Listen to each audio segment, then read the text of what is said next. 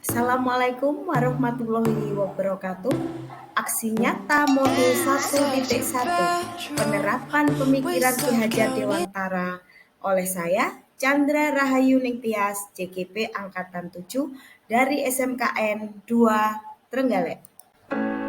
Di sini saya akan memaparkan aksi nyata. Aksi nyata dengan judul penerapan pemikiran Ki Hajar Dewantara di kelas untuk menumbuhkan kreativitas dan mewujudkan profil pelajar Pancasila secara mandiri. Ki Hajar Dewantara adalah sebagai bapak pendidikan.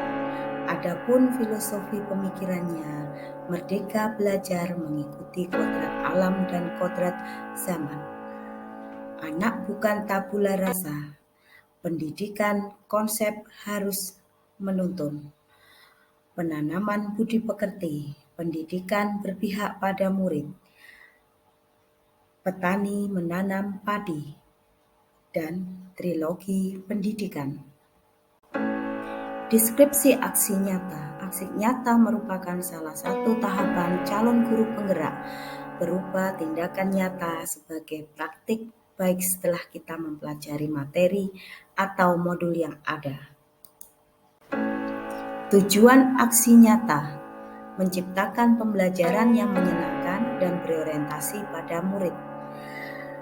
Menerapkan nilai-nilai budi pekerti dengan pencapaian profil pelajar Pancasila.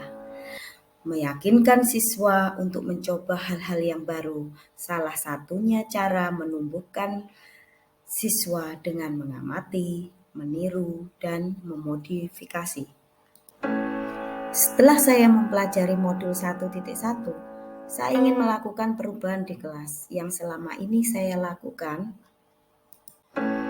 Selama saya melakukan perubahan di kelas, awalnya saya berpikir apakah mungkin bisa secepat itu merubah anak-anak yang sebelumnya melaksanakan pembelajaran teori dan praktek secara daring tanpa pendampingan langsung dari guru.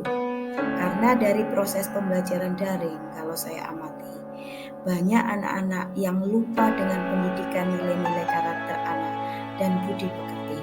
Dan anak intinya hanya mengerjakan dan kirim tugas ke guru melalui aplikasi Edmodo ataupun aplikasi Google Classroom. Untuk itu saya mempunyai keyakinan dan harapan untuk bisa mengembalikan nilai-nilai budi pekerti dan mewujudkan kreativitasnya untuk selalu memberikan ide atau gagasan, dan akhirnya di saat ini anak-anak sudah mengalami perubahan.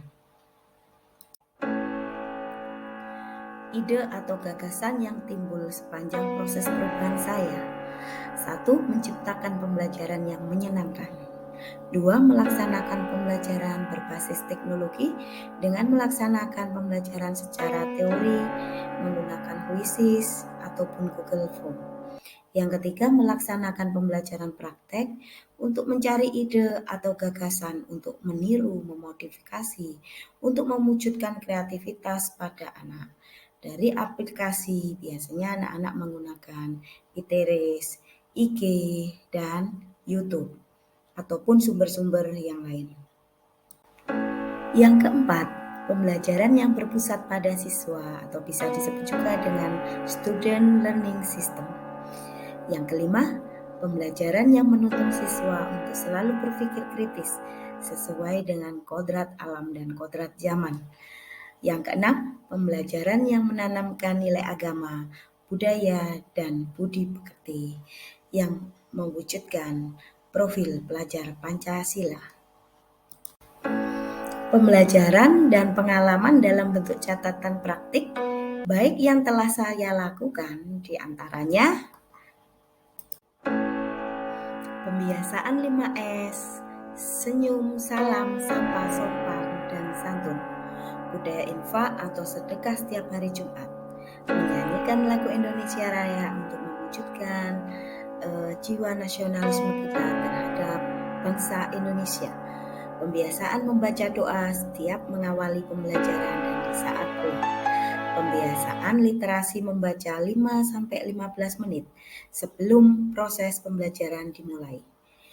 Pembiasaan bergotong royong membersihkan kelas setiap memasuki kelas dan pembiasaan di tempat praktek untuk membuang sampah pada tempatnya dan membersihkan area sekitarnya seperti mengepel, mencuci bak cuci, mencuci peralatan yang lain.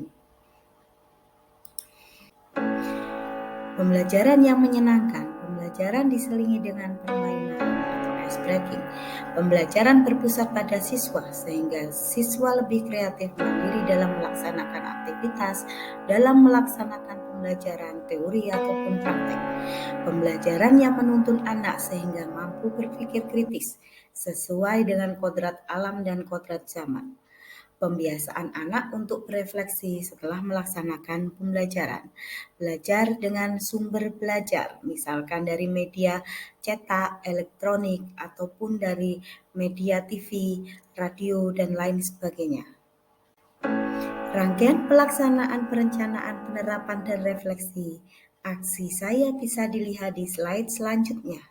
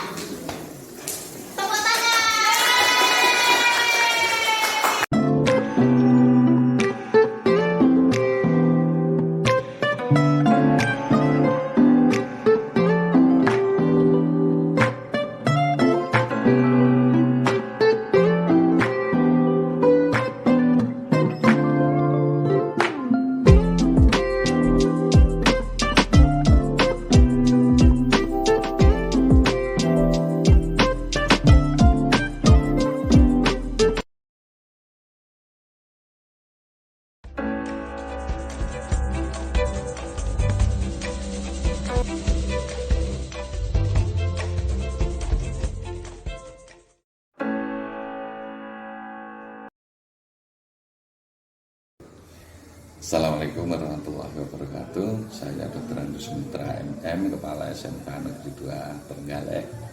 Dalam hal ini Kepala Sekolah dari Ibu Chandra, salah satu peserta PGP Angkatan 7 dari SMK 2 Trenggalek.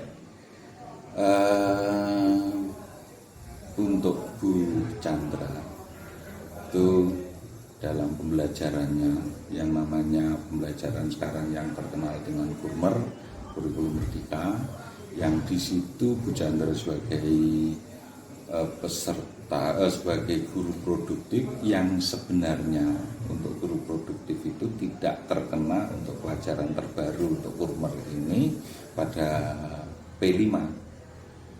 Tapi ternyata karena berada di kejuruan dan di sana banyak proyek, Akhirnya Bu Chandra mengarah pada pembelajarannya itu melakukan apa yang telah diprogramkan seperti pelajaran yang ada di P5, yaitu terkait dengan proyek. Dan saya simpati sekali kepada Bu Chandra atau peserta PGP, terutama khususnya dari SMK Negeri 2 Trenggalek yang telah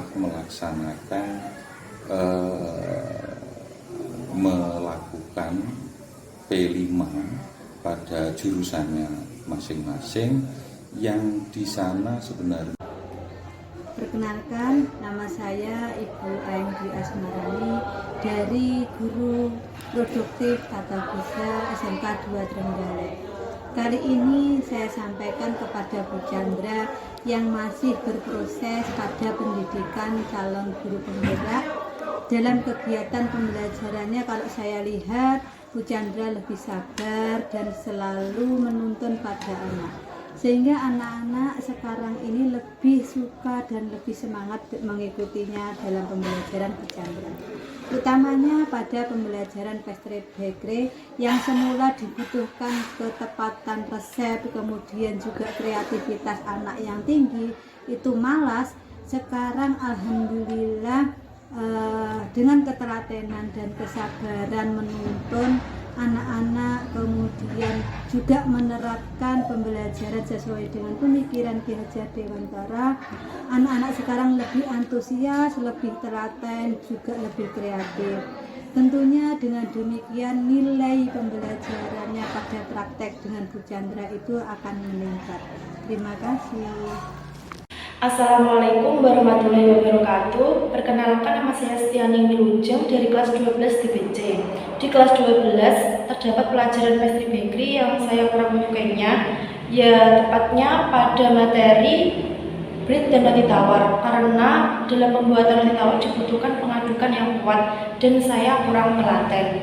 Tetapi alhamdulillah berkat ketelatenan guru saya dalam mengajari saya, sehingga terjadi pembuatan roti tawar menjadi empuk, lembut, berpori kecil dan mengembang. Itulah yang menjadikan saya akhirnya menjadi suka dalam pembuatan roti tawar tanpa menggunakan alat bantu seperti mixer dulu. Saya ucapkan terima kasih banyak kepada Bu Chandra. SMK bisa, SMK hebat, SMK luar biasa. Wassalamualaikum warahmatullahi wabarakatuh.